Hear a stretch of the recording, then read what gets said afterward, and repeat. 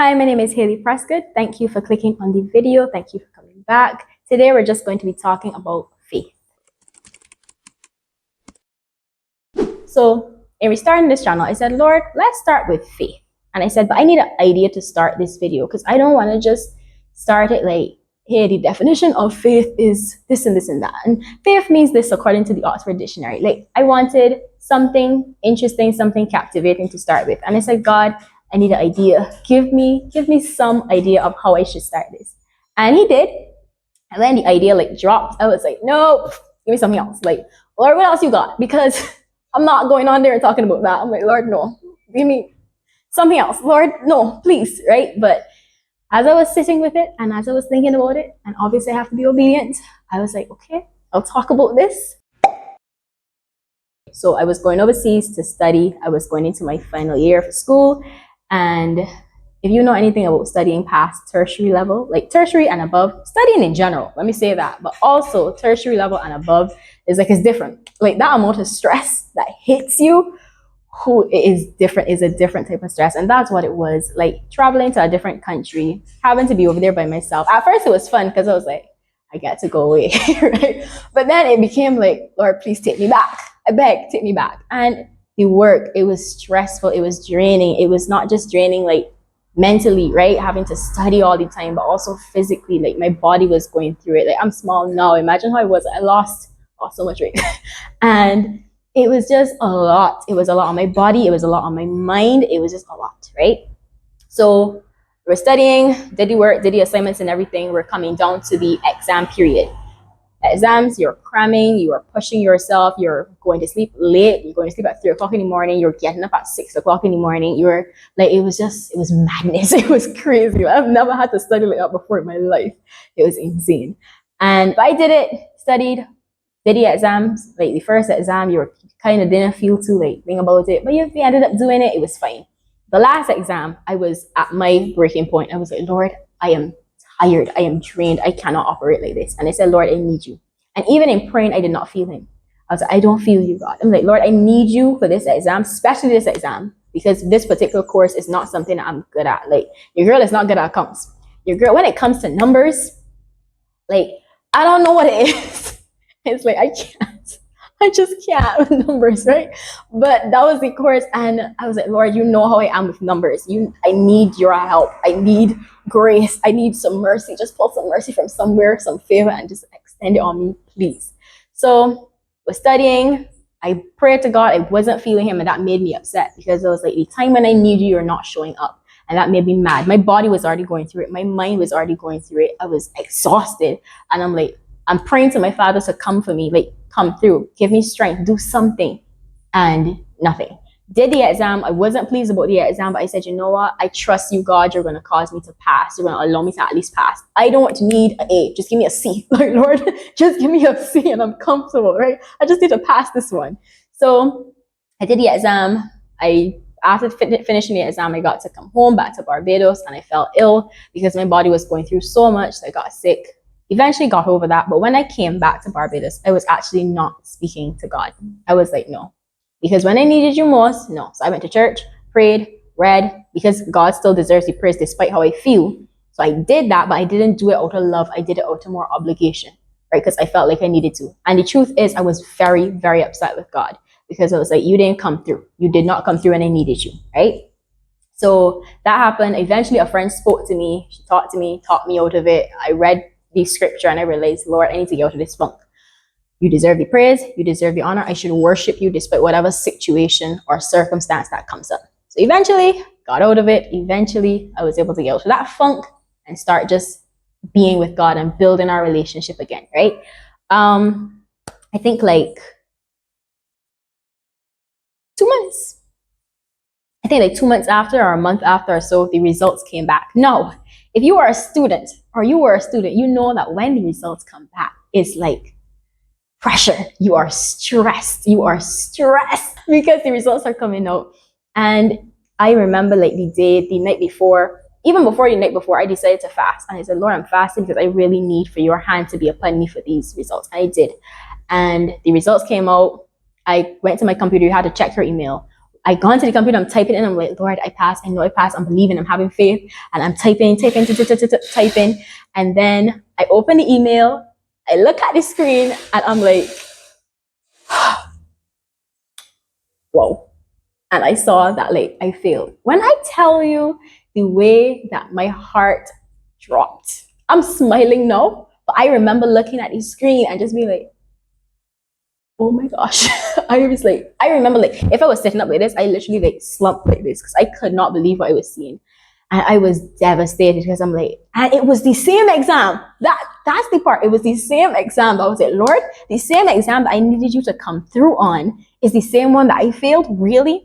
And to know me is to know that I am very hard on myself sometimes, especially when it comes to work and doing well. It's like, if I'm not doing well, why am I doing it? I'm trying to get out of that thought and that process and that, mindset, but I could be so hard on myself sometimes. And I've sunk and I began to cry. And I was so devastated and distraught that I looked at the screen. I began to call on God. I was like, God, look, you part the waters and you did all of this. You can change this grade in front of my eyes. And I'm like, nothing. And I remember bawling, just bawling. And I remember like crying, going on the call, like people encouraging me. And just, I felt so devastated and disappointment, the disappointment that hit me.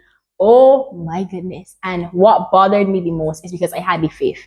I had the faith that despite doing the exam, being tired, I believe that God was going to help me. I had the faith that, you know what, even though this is not something I'm really good at, God, you're going to let me pass. I had the faith that even though I came home tired, that you're going to still come through. I had the faith even to fast and to say, Lord, I'm believing. And then to see that I failed is like, that was a big disappointment.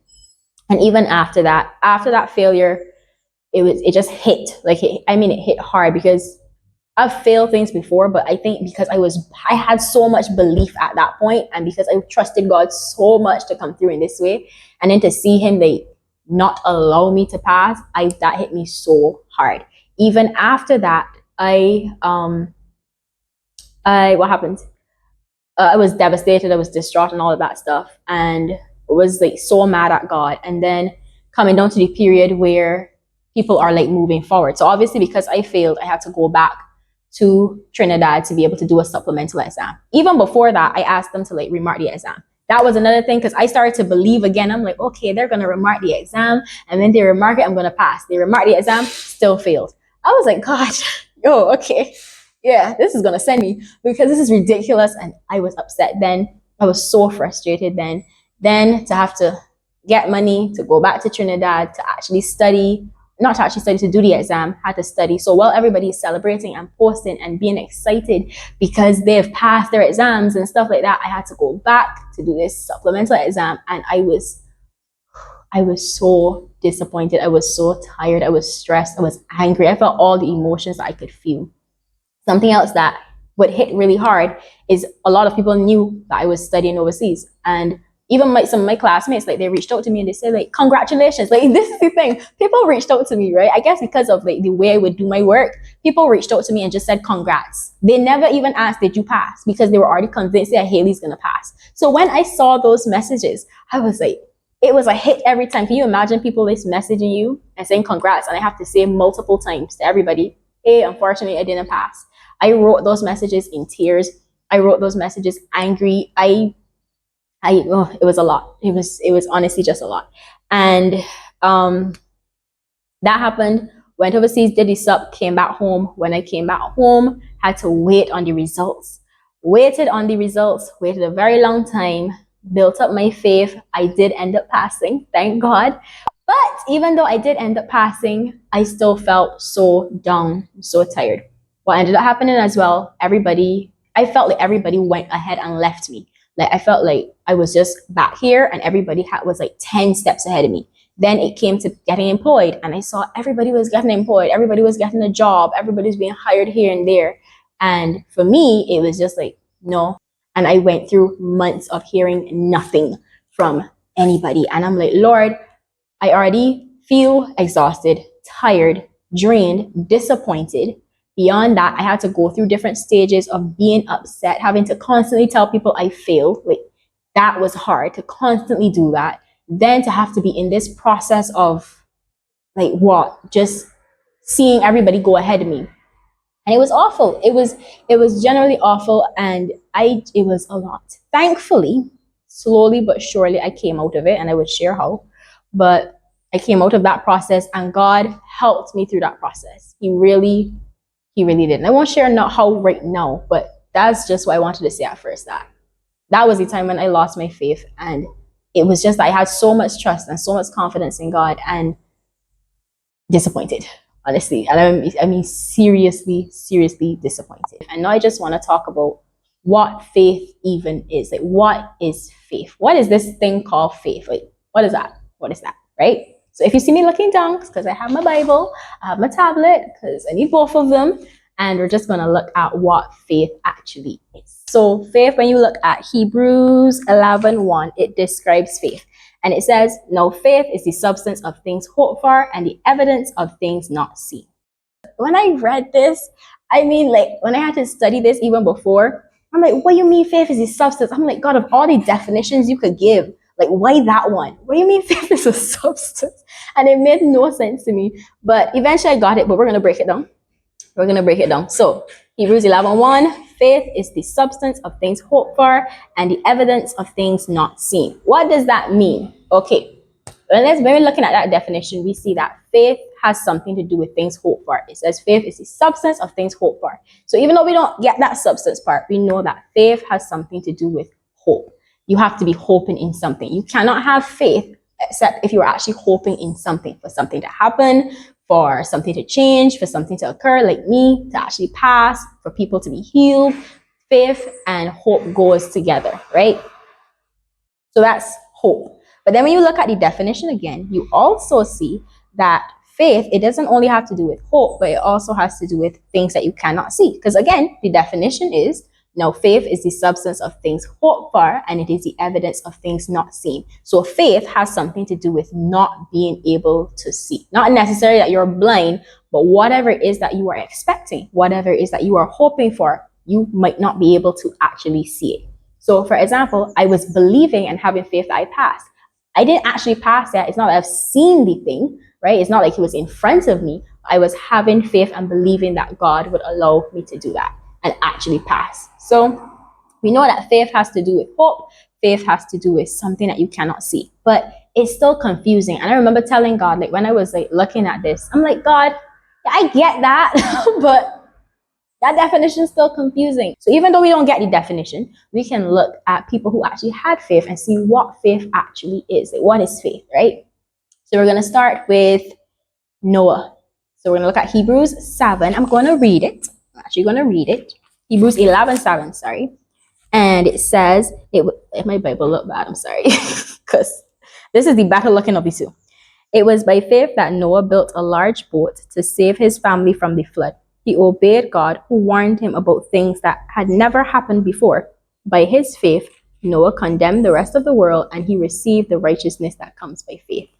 Okay, that was a lot. So Noah, we know that if you know, most of us should know, Noah and the ark, God was planning on flooding the entire earth. He was like, yeah, you see y'all down here doing distasteful things. Y'all are doing horrible stuff. Y'all are just acting up a fool. I'm flooding the earth. I'm done.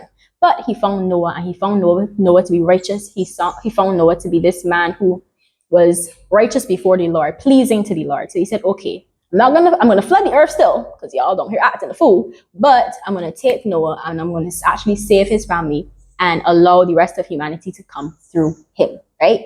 So he says, Noah, I'm gonna flood the earth. I need you to build this boat. Most of us, if we hear that, if God tells us today, I'm flooding the earth, okay? I need you to build a boat. Let me not even talk about me. Let's talk about me. If God was to tell me, Haley, I'm going to send like a lot of rain and I'm going to flood the whole earth, I need you to build an ark, I would have been like, what are you talking about? What do you mean flooding the earth? I would have been so like paranoid about the fact like flooding the earth. I'd be like, for what? Like, for what though? Like, for what, right? And not only that, but he says build a boat. And it's not just a boat. Like, God is not telling me I need you to build this little canoe. It's like, build a massive ark. I'm like, God, first of all, your girl don't know how to do none of that stuff. Like, let's just start there. I don't know how to do that. So, but we don't see Noah doing that. We see Noah, like, God telling Noah, build the ark, and he just goes and he just does it. So we see here that Noah has the faith. By faith, Noah built a ship or a boat or an ark in the middle of dry land. So he hasn't seen the rain. He hasn't seen the flood. He hasn't seen the rain. He hasn't seen the flood. He hasn't seen the rainwater or anything like that. He hasn't seen the water coming from the ground.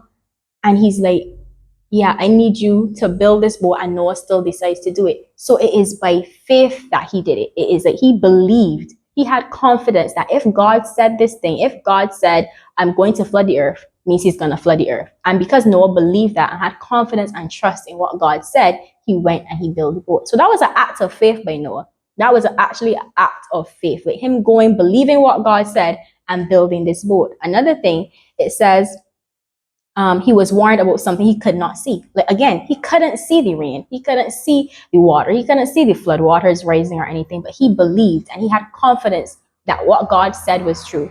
And by faith, by belief, by trusting in God, he built the boat. So that's Noah. That's an act of faith. There's also another example would be Abraham. And honestly, out of all of them, Abraham is my favorite example of faith. He's the father of faith at the end of the day. And the specific place which I'm going to read though is Hebrews 11:8. Let me read it. Let me actually read it.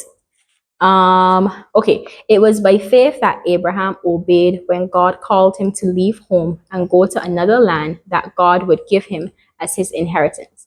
He went without knowing where he was going. And even when he reached the land God promised him, he lived there by faith. So what do we know? We know here that Abraham is living in some other place. God is like, look, pack up your stuff. Okay, I want you to go into this land, which I'm going to show you. I'm not going to tell you what it is beforehand. I'm going to show you it as you go. If that was me, if God was like, Haley, I need you to go on a trip, just go overseas. I'll be like, where? Where are we going? Haley, just go. I know, God, but I'm going to need to know where before I book the ticket. Haley, just go. I'm going to show you when you get there. How do you mean you're going to show me when you get there? I don't even think I'll be able to do that to this day. I'm like, how? But we see that God told Abraham, go, I need you to go into this land that you do not know yet. You do not know what it looks like. You haven't seen it yet, but I'll show you it.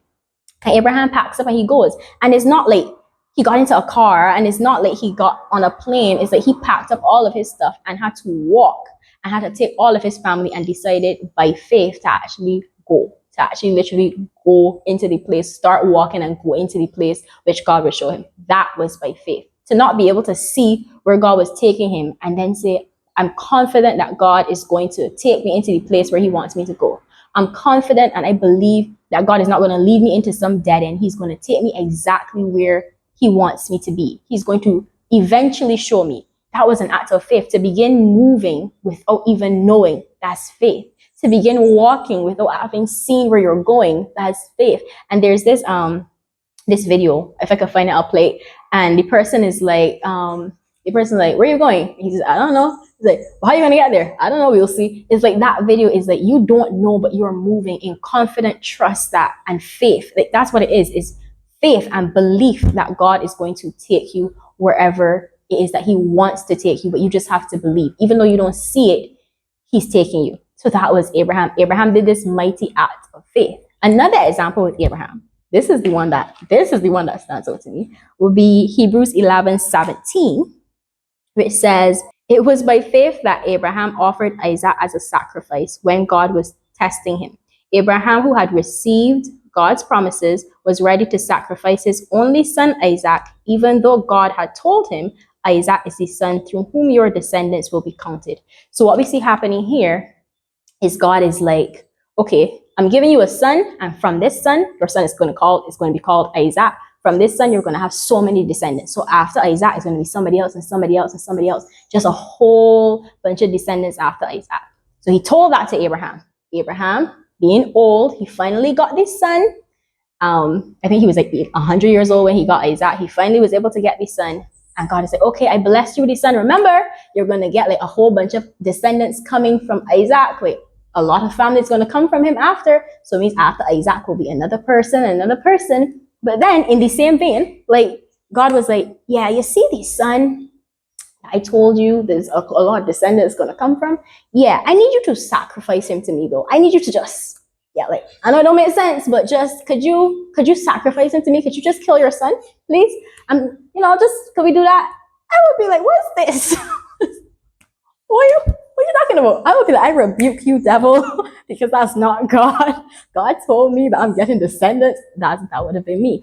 But we see Abraham having faith and belief in God. He has so much faith in God, so much belief in God. And he believed what God said. He said, God, if it is that you said that I'm going to have this son and so many descendants are going to come from him, I'll sacrifice him. But I'm sacrificing him knowing that you would have to raise him from the dead. If I kill him, you're going to have to raise him because you told me that descendants are going to come from him. So he was willing, and it was right before Abraham was about to kill his son that God stopped him. Abraham had this faith and this trust and this confidence in the things that God said, that he was willing to kill his son, believing that though I kill him, you will actually raise him from the dead because you said that descendants are going to come from him. Do we have that type of faith? Because I'm like, Lord, develop that in me, because I don't think I have that faith. I would be like, Lord, I can't kill my son. I would be panicked. I would be so panicked. But that wasn't Abraham. And then we also have people like Sarah, who would have been Abraham's wife. And even though she was barren, even though she was unable to become pregnant, she believed that this would have been with Isaac. She believed that one day God would actually allow her to become pregnant. She had this faith. It's like, though I'm so old, though I can't actually produce a child, I am confident that God, if you said I'm going to have a child, I have faith and I trust that it will happen. So that was another act of faith. And then the last one that I want to go through with you would be one that is found in Luke 8:42-48, and it's called, I guess it's titled, The Woman with the Issue of Blood. So there is this woman who was suffering with this issue of blood. She would be severely just bleeding for like 12 years. Not bleeding for a month, not bleeding for 2 months, not bleeding for a year or 3 years. The lady was bleeding for 12 years, and she was this is just her sickness. And she went to doctors. She spent all of her money on doctors, and nothing would change, nothing would happen. She would just not be healed. And then one day, she heard about Jesus and that Jesus was off in this area. And everybody was surrounding him and the crowd was around him. And she just believed that, yeah, even though I went to doctors, even though I went to physicians, I went to all of these people, I believe that if I could just touch Jesus, if I could just reach him, if I could just touch him. So it wasn't even that if he could touch me or if he could lay hands on me or if he could, just come up to me and speak to me. She believed that if I could just reach out my hand and lay it on him, I would be healed. That is faith. And the beautiful thing about this is that she did do it. She pressed on, she pushed past the persons, and she was able to touch Jesus. She was able to rest her hands on him.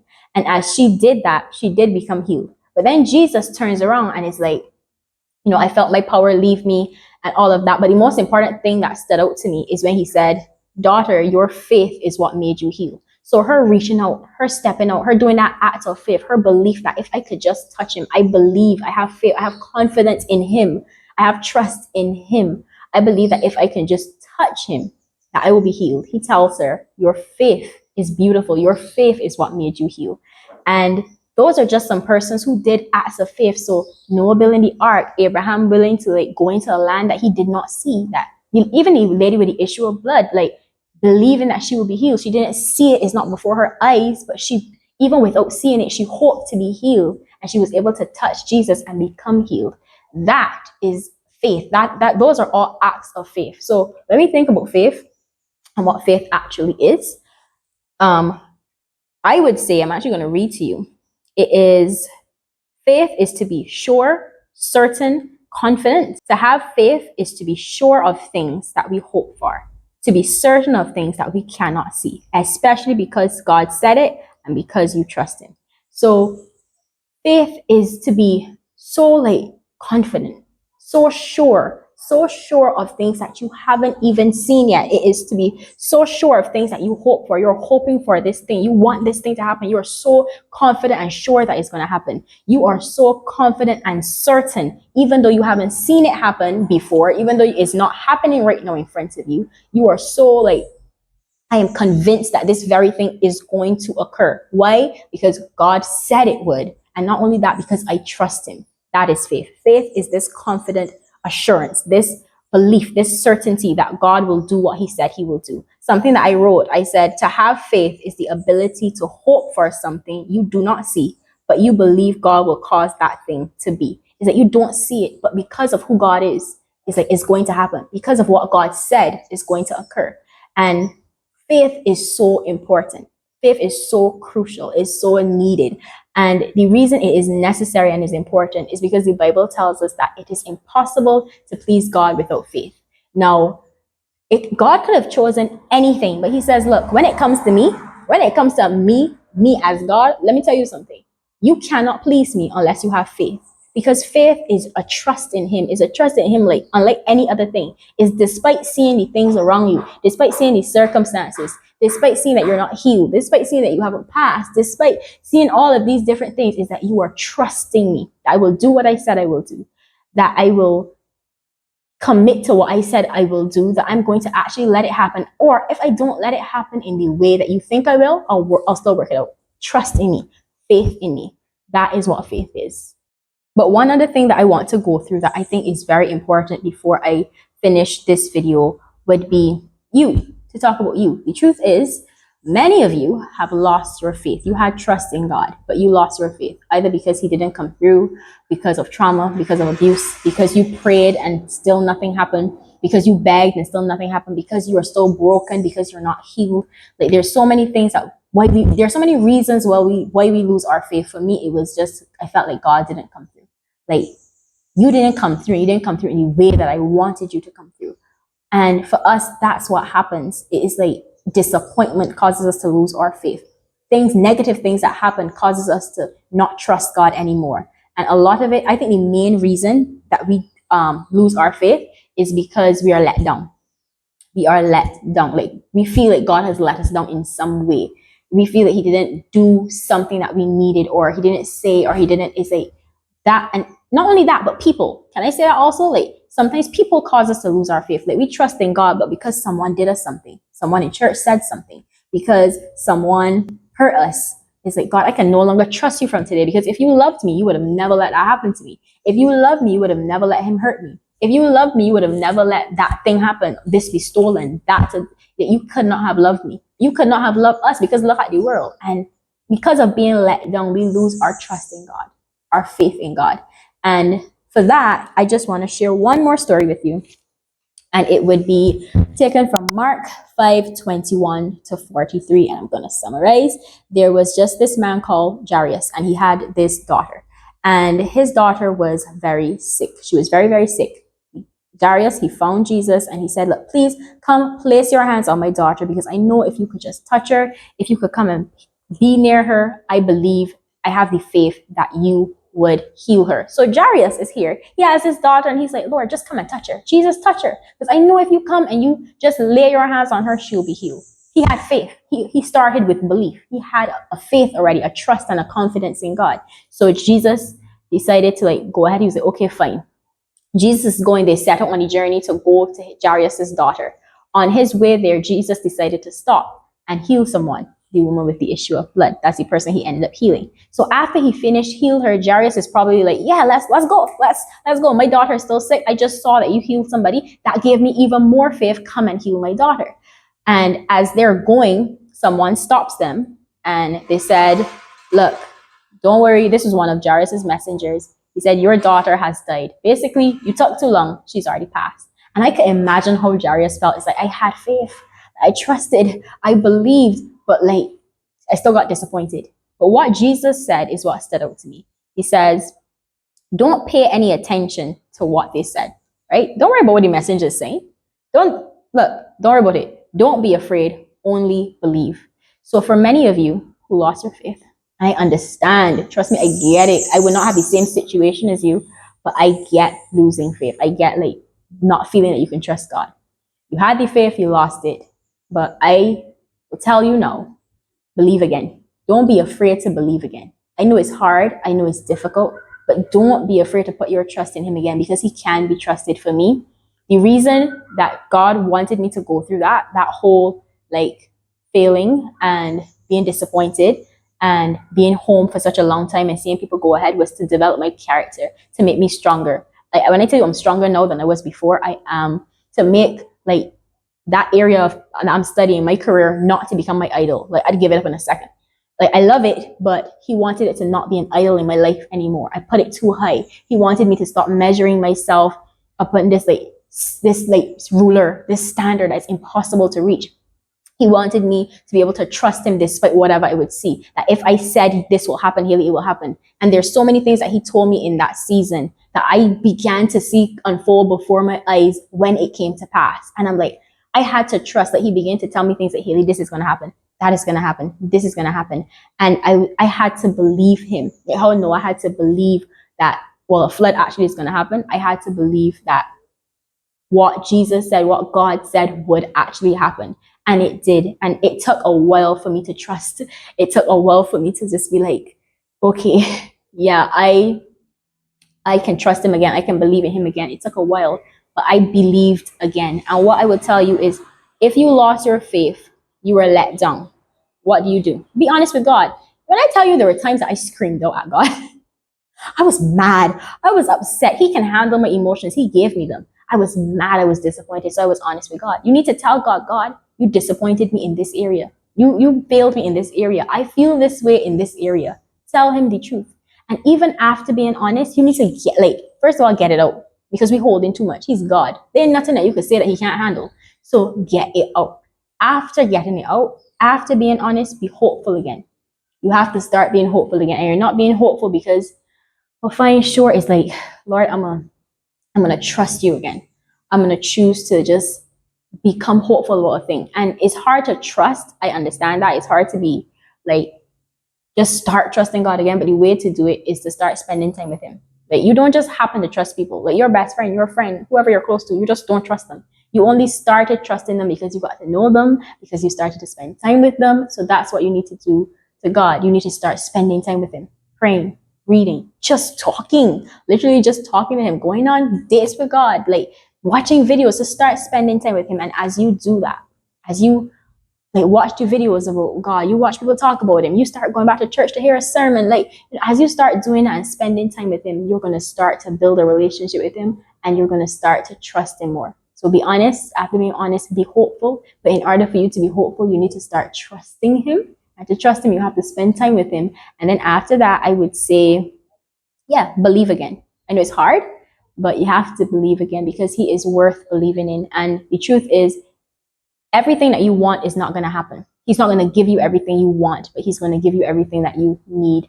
And because of who he is, we can trust him. Even if he doesn't come through in the way we want it to, he's going to come through in the perfect way, which is his way. It doesn't look like it. It doesn't always feel like it, but he will. He will. So yeah, that's what I wanted to share. Yeah, that's what I wanted to share. I wanted to talk about faith. I don't know how long this video is going to be, but I really wanted to talk about faith, because I feel like a lot of us has lost our faith because we've been let down. And I get it. But he's somebody that you could trust. Despite the letdown, he's still God. And would you love him despite the letdown? That is faithfulness. And I think that's something that all of us have to work towards and strive towards, being faithful. So I hope that helped you. I hope that it touched you in some way. Like I always say, definitely comment the time that you lost your faith. Message me on Instagram, on Facebook. The time that you lost your faith. What stood out to you in this video? What didn't make sense? What was funny? What wasn't? What part was cringy? Comment something, the part that was just important, the part that you didn't recognize, the thing that happened in your life that stood out in this video. Comment for sure. Like the video. The only reason I'm asking you to like is so that other people will be able to see it. Subscribe. But most importantly, share. I'm heavy on the share. Even if you don't like or comment, share. There's somebody on your phone who needs to see this message. There's somebody who lost their faith, that it's time they get it back. It's time that they start to trust God again. So I want you to just share it to them. And the thing is, it's the name that's coming to mind. That's what happens. It's the name that's coming to mind right now. Share it.